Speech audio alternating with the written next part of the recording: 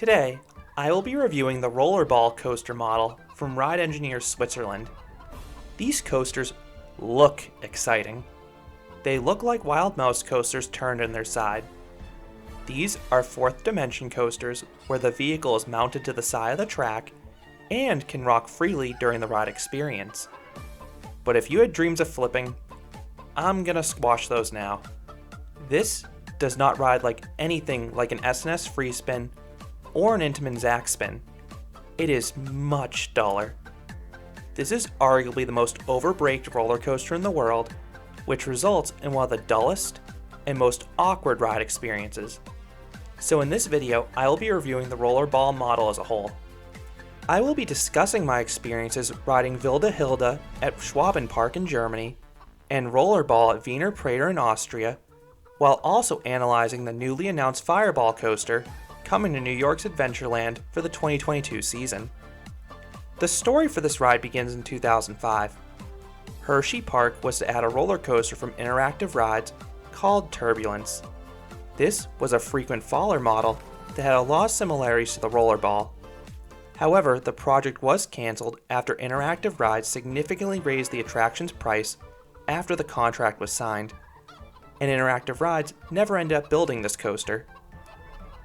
Ride Engineers Switzerland introduced a similar concept over a decade later.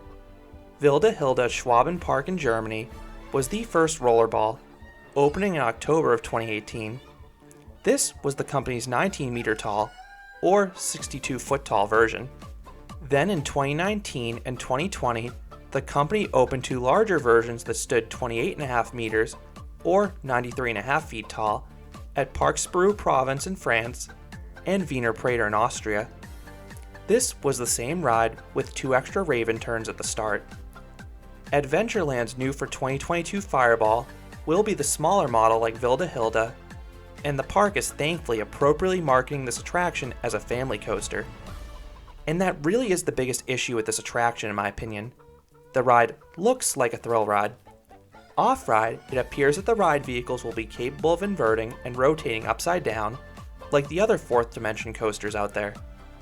And this ride also carries the 48-inch height requirement you find in most major coasters. However, upon closer inspection, you may be sorely disappointed. On every Raven turn or drop, there are trim brakes, so you fall at a slow and controlled rate.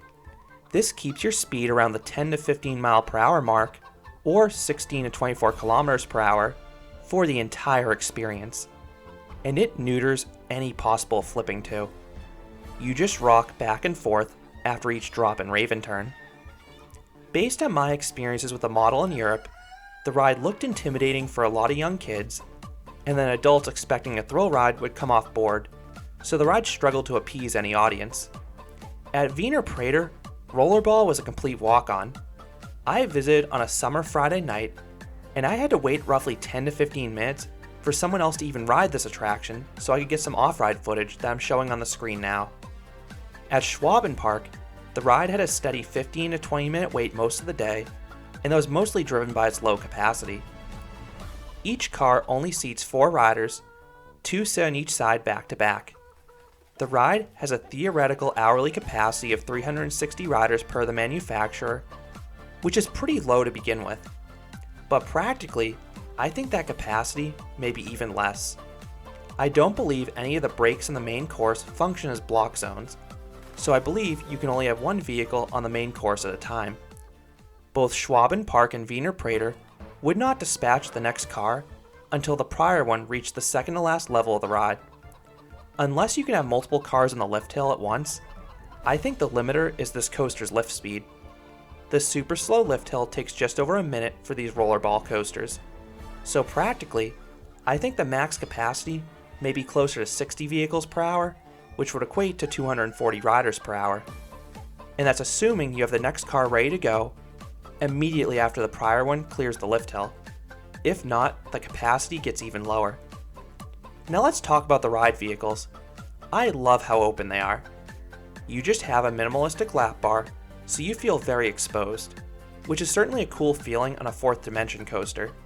The other ones have more restrictive restraints. The other notable thing about these cars is the axis of rotation.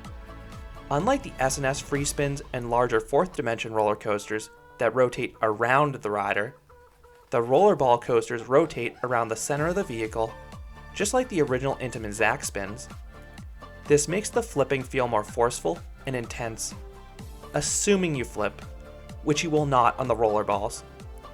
Most of these installations are unthemed, and it looks like Adventurelands will go down this route as well. The one exception is the prototype. Wilde Hilde at Schwaben Park has a bizarre chicken theme, and honestly, it's the highlight of the attraction. The queue line is a chicken coop with one of the best and catchiest theme songs ever devised for an amusement park. Basically, it's a mashup of chickens clucking and techno music. I know that sounds stupid, but it's amazing. Just listen.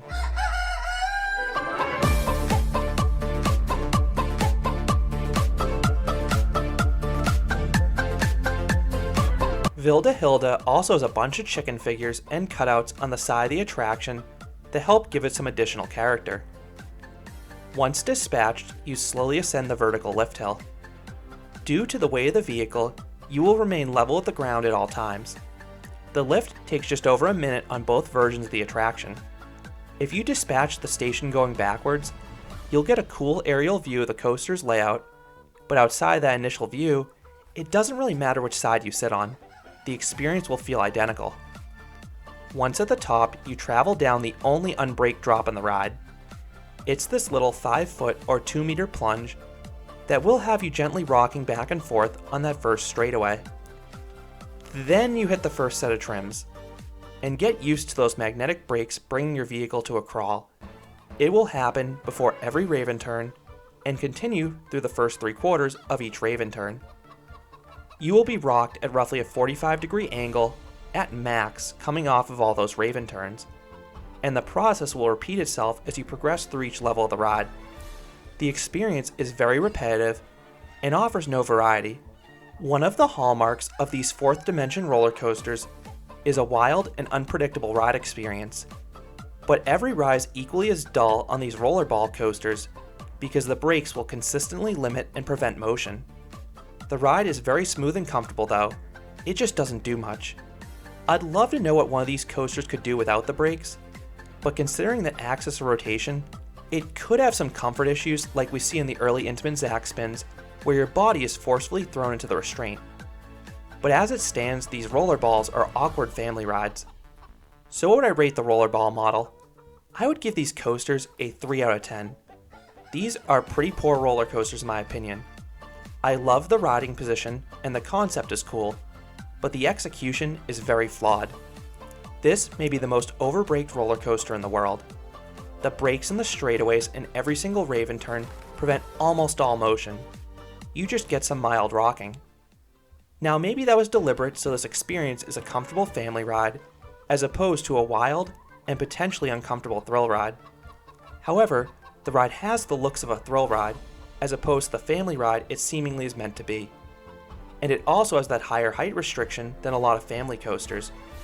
However, I do understand why parks look to add these rides, given how marketable, unique, and compact they are. And I hope it works out for those parks. Just as a coaster enthusiast, do not go in expecting a thrill. So those are my thoughts on the rollerball coasters from Ride Engineers Switzerland. What are your thoughts on these coasters? Are you looking forward to Fireball at Adventureland, or more of these coasters being built? Let me know what you think about this ride down in the comments.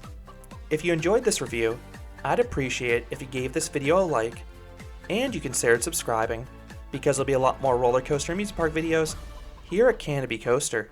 Thanks for watching.